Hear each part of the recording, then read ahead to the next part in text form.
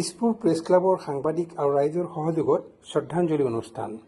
আজি গণেশ মন্দিৰ গণেশ উদ্যানত দিছপুৰ প্ৰেছ ক্লাবৰ সাংবাদিক আৰু ৰাইজৰ সহযোগত পশ্চিমবংগৰ ধৰ্ষণ কাণ্ডৰ ভুক্তভোগী ডাক্তৰ মৌমিতা দেৱনাথলৈ একাজনী শ্ৰদ্ধাঞ্জলি জ্ঞাপন কৰে। সন্ধিয়া 6 বজাৰ পৰা 7:15 বজালৈ হোৱা এই শ্ৰদ্ধাঞ্জলি অনুষ্ঠানত MD ফাউণ্ডেশ্যনৰ সভানেত্ৰী মীনাক্ষী বৰুৱা, অসম ৰাজ্যিক কৃষি বিপণন পৰিষদৰ উপাধ্যক্ষ জয়ন্ত কুমাৰ ডেকা, পৰ্বতাৰোহণকাৰী ৰাজেশ ৰাভা, মডেল তথা সমাজসেৱিকা অনামিকা ডেকা বৰ্মন, সাংবাদিক উৎপল ৰাণা, চন্দ্ৰ শইকীয়াৰ লগতে বহু কেইজন গণ্যমান্য ব্যক্তি উপস্থিত থাকে। আজি অনুষ্ঠিত হোৱা এই শ্ৰদ্ধাঞ্জলি অনুষ্ঠানত এনেধৰণৰ ঘটনাৰ কঠোৰ আইন প্ৰণয়ন কৰাৰ লগতে আইনৰ সুৰঙালৈ যাতে কোনো অপৰাধীয়ে সাৰি যাব নোৱাৰে তাৰ বিহিত ব্যৱস্থাৰ দাবী জনায়। চৰকাৰী মেডিকেল কলেজ হস্পিটেলৰ এগৰাকী কনিষ্ঠ চিকিৎসকক নৃশংসভাৱে মাজনিশা বৰ্বৰভাৱে ধৰ্ষণ আৰু হত্যা কৰাৰ যি কাণ্ড, এই কাণ্ডই গোটেই বিশ্ব জোকাৰি গৈছে। অকল ভাৰততে নহয়, পাকিস্তান, বাংলাদেশৰ পৰা আৰম্ভ কৰি বিশ্বৰ বিভিন্ন দেশত ইয়াত প্ৰতিবাদৰ জোৱাৰ উঠিছে। বিভিন্ন দেশে প্ৰতিক্ৰিয়া প্ৰকাশ কৰিছে। চাঞ্চল্যৰ সৃষ্টিকাৰী এই ঘটনা, এই দানৱীয় যি ঘটনা, এই ঘটনাক গৰিহণা দিয়াৰ, ধিক্কাৰ দিয়াৰ আচলতে কোনো ভাষা নাই। দৃষ্টি আকৰ্ষণ কৰে আৰু তাৰ বাবে আমি সংবাদমাধ্যমৰ সকলোকে আহ্বান জনাইছো।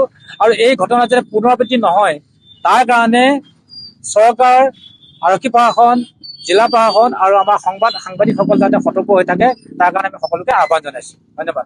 অভয়াকাণ্ড, এই অভয়াকাণ্ডৰ যিকেইজন পাখণ্ড পিশাচ, বৰ্বৰ নৰপিশাচ, তেওঁলোকৰ আটাইকেইজনৰে গ্ৰেপ্তাৰ হওক আৰু আটাইকেইজনৰে ফাঁচি হওক। ৰাইজৰ সহযোগত আজি আমি যিটো কলিকতাত ইমান এটা দুৰ্ভাগ্যজনক ঘটনা সংঘটিত হৈ গ'ল, সেই মহিলাগৰাকীৰ কাৰণে আমি শ্ৰদ্ধাঞ্জলি জ্ঞাপন কৰিবৰ কাৰণে আজি আমি সাধাৰণ ৰাইজ ওলাই আহিছো আৰু আমি দাবী জনাইছো যে এই ধৰ্ষণ কাণ্ড যাতে পুনৰাবৃত্তি ঘটি আছে। কাৰণ কলিকতা হোৱাৰ পিছৰ পৰাই আমাৰ অসমতো তিনিচুকীয়া, ধিং, চিপাঝাৰকে ধৰি বিভিন্ন অঞ্চলত এই ধৰ্ষণ কাণ্ডটো সংঘটিত হৈ আছে।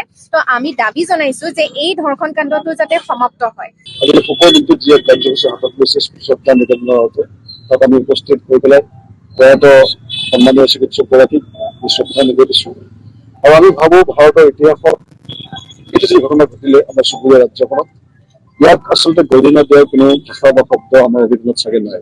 গতিকে এনেকুৱা মৰ্মান্তিক অৱস্থাত আজি সমাজখন আমি কোনফালে গৈ আছো আৰু কোন স্তৰলৈকে গৈ আছো, মানুহৰ মানৱতা কিমান দূৰলৈকে গৈ আছে, গতিকে আজি এই দিনটোত সেই ভুক্তভোগীগৰাকী য'তে নাথাক কিয় ঈশ্বৰে তেখেতৰ শ্ৰীচৰণত কাম দিয়ক।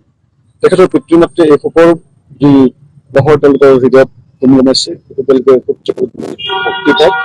পশ্চিমবংগৰ অনুৰূপ ঘটনা অসমতো সংঘটিত হৈছে। তেনে দোষীৰ বিৰুদ্ধে কঠোৰতম শাস্তি প্ৰদানৰ ব্যৱস্থা ল'বলৈ অসম চৰকাৰক দাবী জনাই আজি উপস্থিত থকা বিশিষ্ট ব্যক্তিসকলে। দীপজ্যোতি নথৰ ৰিপৰ্ট, অমৃত নিউজ, গুৱাহাটী। অমৃত প্ৰবাহ অসমীয়া সাপ্তাহিক কাকতৰ ডিজিটেল সংস্কৰণ অমৃত নিউজ, সত্যৰ সন্ধানত অমৃত নিউজ।